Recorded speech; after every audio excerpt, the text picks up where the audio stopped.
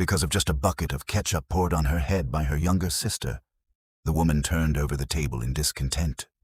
A scuffle ensued between the two with no option left to vent her anger. She cursed herself for being useless. They scrapped from the living room to the kitchen until their mother raised the frying pan in her hand, upon which they ceased. In truth, there was no deep hatred between them. It was just that the sister could no longer tolerate the elder sister's behavior. At 32, the older sister was jobless, and boyfriend spending her days holed up at home, playing video games, mounds of garbage pill up on the coffee table, her pudgy belly peeking out from under her clothes.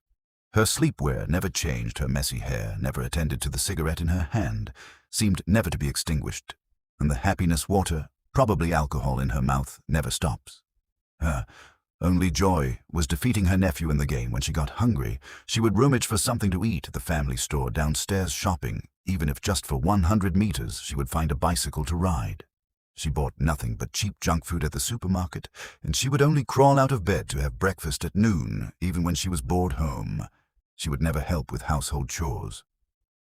The hot-tempered younger sister returned to her parental home with her child after a divorce, only to find her older sister spending her days teaching the child video games, unable to bear the sight of her sister's indolent lifestyle. She sparked off a big fight between them. The fight ended due to their mother being pushed to the verge of a heart attack. In a fit of anger, Aiko declared her intention to move out of the family home, but stumbled. As soon as she stepped outside the door, her long-term lethargy had almost stripped her of basic mobility. Aiko went to a real estate agency to look at apartments, but was dissuaded by the exorbitant rents, dejected. She went back home just when she thought of returning to her melancholic lifestyle. Her mother handed her some money, saying, "You can't keep causing trouble like this. You're 32 years old and need to learn independence," with the money from her mother. She rented an apartment. However, the money was only enough for rent, and to make a living, she had to work. Having not left home for many years, she didn't know what kind of job to look for on one of her routine visits to the dollar supermarket. She found out that they were hiring cashiers. As the job did require any skills, she applied straight away. Although the operation of the cashier was very simple, it was still somewhat confusing for her as she hadn't used her brain in many years, aided instructing from a sleazy male colleague. She was more clueless about her tasks. The sleazy man was in every sense a chatterbox, and he'd go on talking endlessly once engaged, making Cho greatly troubled on one of the rare occasions when she had managed to sneak off to the warehouse for a break. An old lady barged in without notice. She started stuffing expired food from the floor into her back. The old lady seemed to offbeat it.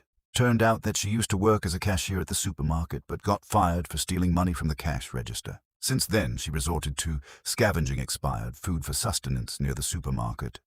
There was a small boxing gym. Aiko would pause to watch men sparring whenever she passed by the gym on her shopping trips. Although she'd never done more than watch, one day a boxer named Yuji noticed her, before Yuji could understand what was happening. Aiko ran off on another day while Ao was tidying up the cashier counter. Yuji walked in with a bunch of bananas. Aiko got a little nervous. She hastily calculated the total and accidentally knocked a coin bank to the floor in the process. She rushed out to pick up the coins, only to find that Yuji also habitually stuffed a 100-yen coin in the donation box. This was a habit Cho had kept for many years, and the gesture made her want to know more about him. "He only buys bananas every time he comes here, so we call him Banana Man," said the old man. When Ao looked back, she found the bananas Yugi bought were left on the counter. The next day she took the bananas to Yuji. As she was about to turn and leave, Yuji called her back and asked her out, being asked out by a man. For the first time in her 32 years, Aiko was momentarily flustered. Nevertheless, she agreed in the end. On the day of their date, she had dressed up specially and even wore a pretty dress. However, what Cho did not expect was that their first date did not involve any romance under the moon or a candle. At dinner, Yuji turned out to be even more clueless than she was. Their date took place at a zoo throughout the visit. Yuji hardly spoke a word. Aiko didn't know what to say either, and ended up trailing behind him silently. They walked from the gorilla enclosure to the elephants, and from the elephants to the lions. The entire zoo was toured, without a word passing between them. The most ridiculous part was the reason Yuji had asked Ao out, simply because he assumed a woman like her wouldn't reject him. Obviously, this was not the answer Ao had hoped for. That night, the old lady came to get expired goods again, and this time was caught by the store manager who was on duty. He chased the old woman out and reminded AO not to give her anything further, even if it's about to be thrown in the trash. After hearing this, Aiko looked at him with admiration. Once the manager left the warehouse, the old lady sneaked back contrary to the manager's instructions. Aiko gave the old lady a lot of food at work. The boring old man started to harass AO again. He was a decade older than her, but shamelessly asked her out and suggested that they become boyfriend and girlfriend, just as AO didn't know how to respond. He walked in with a big bunch of bananas again. This time, he did not have money and offered 2 tickets to a boxing match as collateral. After this, he left without a second glance. However, once again he didn't take the bananas with him, looking at the tickets. Aiko realized it was a boxing match between Yuji and someone else. On the day of the match, Aiko arrived at the venue early. Surprisingly, the old man also had the goal to follow her there at the beginning of the match. Yuji seemed strong, but soon fell into a tough position until the match ended. He was mostly in the defensive position. The old man mockingly criticized Yugi's poor performance and took advantage of the situation to make inappropriate advances toward AO. However, Aiko was entirely focused on the match. As expected, Yui lost the match after the game. Yuji and Aiko went to have dinner together. The old man shamelessly tagged along. It turned out that today was Yuji's last match, as at the age of 37, he was getting too old for the sport. Aiko wasn't really interested in most of these things. The only thing she was curious about was why boxers embraced each other after the match, as she asked, "Are you guys friends?" Yugi didn't say anything, but the presumptuous old man explained to her after the match. They are no longer opponents. The hug is a basic boxing protocol, a gesture to show respect to the opponent during a moment when a Chico left for the restroom. Yugi asked the old man, "Are you two together?" Unexpectedly, the audacious old man replied, "Yes, it's a Chico who pursued me." I reluctantly agreed. Yuji didn't say a word, but quietly stood up, punched the old man hard, and left the scene. When Aiko returned from the restroom, she looked puzzled. The old man told her Yuji had left because of an urgent matter on the way home. The old man kept pestering her, insisting on taking her to a hotel. Aiko disagreed but was knocked unconscious with a punch and forcefully dragged into a room. When AO woke up, she instinctively resisted and tried to leave, only to receive another heavy punch. That night she lost her purity that she had safeguarded for 32 years.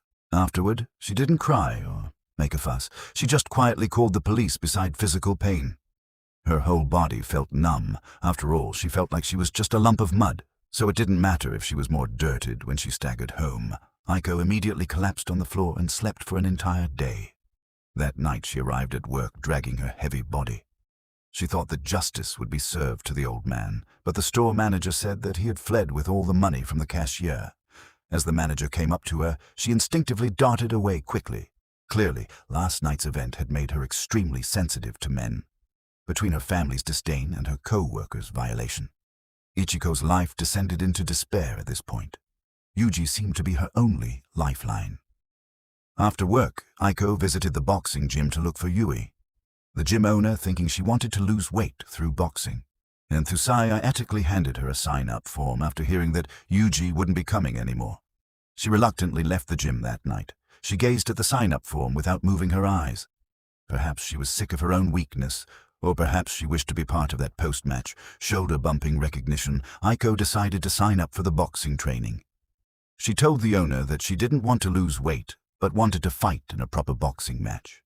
Instead, at hearing this, the owner was surprisingly stunned because at 32, it was the usual retirement age for female boxers. Although confused, he arranged a trainer for her.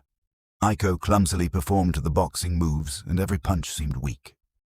Her eyes revealed a sense of languid disinterest, and she was fearful during her interaction with the trainer. Although the first training session didn't yield any results, she was still trying to change herself that evening to prevent the old lady from taking food again. The store manager locked all the items in a cabinet and gave the key to a Chico for safekeeping. Unsurprisingly, as soon as a Chico left, the old lady came through the door. Aiko didn't comply with the manager's instructions.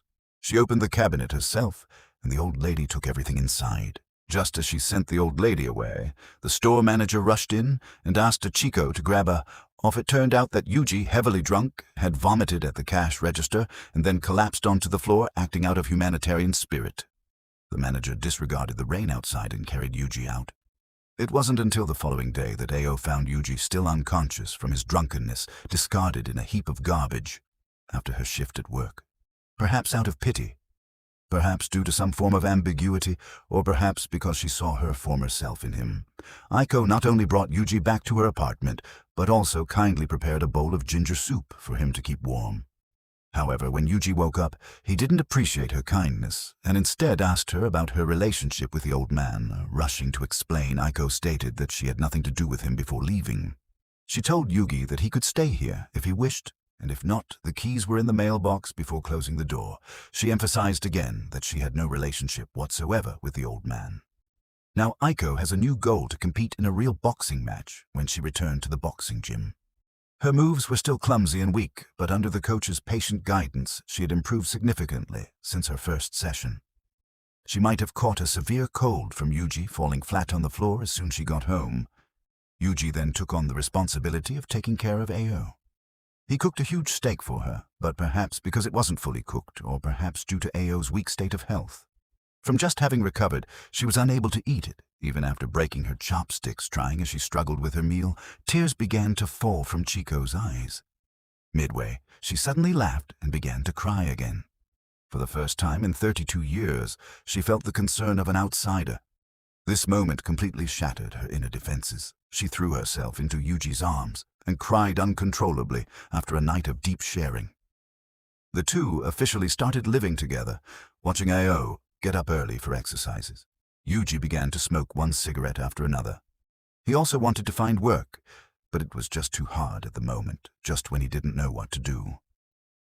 A woman selling tofu passed by downstairs that night. They no longer ate the tough steak but cooked a large pot of tofu. Instead, the meal wasn't as exhausting as before, as a Chico ate she praised. The taste saying that it reminded her of home and reignited her stagnant life. Yuji announced that he had found a job selling tofu. Aiko didn't pass any judgment as long as he had a job that was good enough. She didn't care about what Yuji did just when Aiko thought everything was going well. Life dealt her another blow the next day when Yuji went out for work. Aiko cheerfully mentioned that she would cook a delicious meal for dinner. However, Yuji retorted impatiently, "Do you really consider yourself as my wife?" Aiko was taken aback, but she didn't mind his words and went shopping for dinner ingredients as usual. Meanwhile, it turns out that not only had Yuji gotten a new job, but he'd also found a new romantic interest to replace Aiko, compared to Ao. The boss's wife was just prettier, had a smaller waist, longer legs, and was gentler in nature. Apart from these, there was nothing else special about her, yet such a woman managed to snatch Yuji away from Ao when the boss's wife complimented Yuji for being handsome. He was so excited that he even lit his cigarette the wrong way that night. As per agreement, Aiko prepared a feast with the intention of having a grand meal together. However, just as she sat down, Yuji stood up and left. And he didn't return all night. Aiko had an idea of what had happened after all. Even she didn't feel liked by others, but she still needed to clarify why he pretended to be with her when he didn't enjoy her company. Aiko waited on a small path that they often took together when Yuji passed by. Pulling a tofu cart, he ignored her completely. Unable to contain herself, she confronted Yuji about why he didn't come home.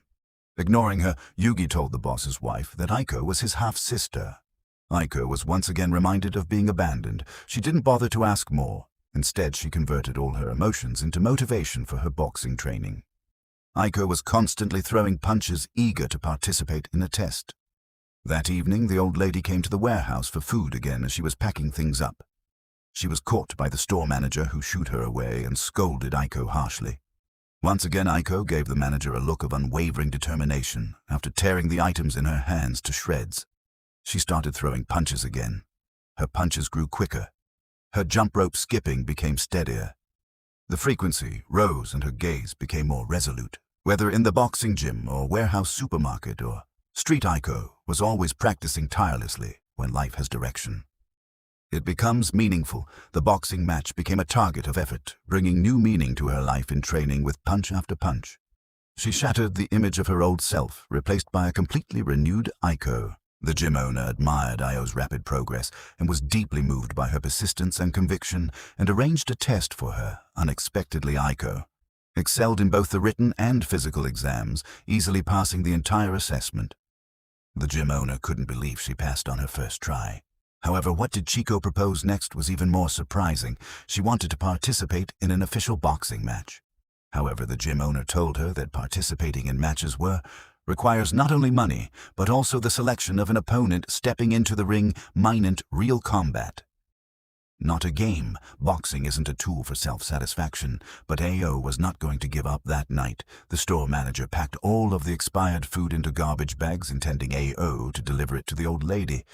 In this manner, Aiko initially didn't want to engage with him, but the store manager kept making fun of her unrelentingly when he approached to strike back. He collapsed in tears on the ground, quivering as he shouted out, "Come here, my come there." AO ignored him, took the items, and left decisively.